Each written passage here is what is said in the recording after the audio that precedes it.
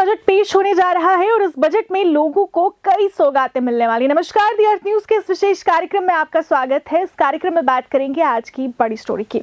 वित्त मंत्री निर्मला सीतारमण ने केंद्रीय बजट से एक दिन पहले यानी कि आज आर्थिक सर्वे पेश किया। इसमें भारतीय अर्थव्यवस्था को पूरा लेखा जोखा बताया गया, साथ ही आर्थिक चुनौतियों और भविष्य की संभावनाओं का भी जिक्र किया गया।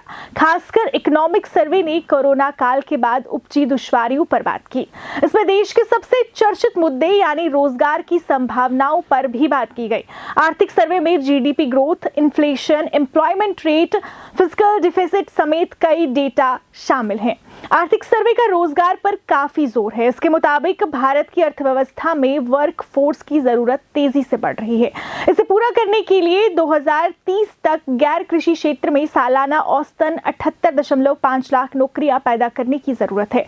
इकोनॉमिक सर्वे का कहना है कि सर्विस सेक्टर में आगे अच्छी ग्रोथ रह सकती है। इसमें यह भी कहा गया है कि रोजगार के अवसर पैदा करने में कॉर्पोरेट सेक्टर की भूमिका बढ़नी चाहिए।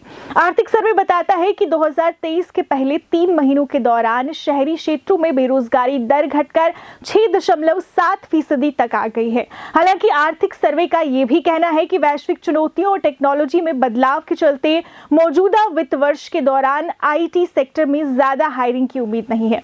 महंगाई के मामले में आर्थिक सर्वे ने आरबीआई के डेटा का हवाला दिया है। आरबीआई के अनुमान के मुताबिक अगर मॉनसून सामान्य रहता है और कोई नीतिगत झटका नहीं लगता तो मौजूद वित्त वर्ष में खुदरा महंगाई 4.5% और अगले वित्त वर्ष तक 4.1% तक आ जाएगी। वही अंतर्राष्ट्रीय मुद्रा कोष ने 2024 में रिटेल इन्फ्लेशन 4.6%, 25 में 4.2% रहने का अनुमान दिया है। वर्ल्ड बैंक ने 2024 और 25 के दौरान ग्लोबल प्राइसेस में गिरावट का अनुमान लगाया है। आर्थिक सर्वे ने इन सब के आधार पर उम्मीद लगाई है कि भारत में खुदरा महंगाई में कमी आएगी। आर्थिक सर्वे ने महंगाई को कुशलता से संभालने के तरीके की भी तारीफ की है। इसमें कहा गया है कि वैश्विक संकट, सप्लाई चेन में रुकावट और मॉनसून की अनिश्चितता जैसी चुनौतियों से महंगाई का दबाव बढ़ा, लेकिन प्रशासनिक और मौद्रिक नीति प्रक्रियाओं के चलते उसे कुशलता से मैनेज किया गया। इस वित्त वर्ष 23 में खुदरा महंगाई औसतन 6.7% रही, जो वित्त वर्ष 24 में घटकर 5.4 रह गई। इकोनॉमिक सर्वे ने कृषि क्षेत्र पर फोकस बढ़ाने की जरूरत बताई है। ये सेक्टर देश में रोजगार के सबसे अधिक मौके देता है।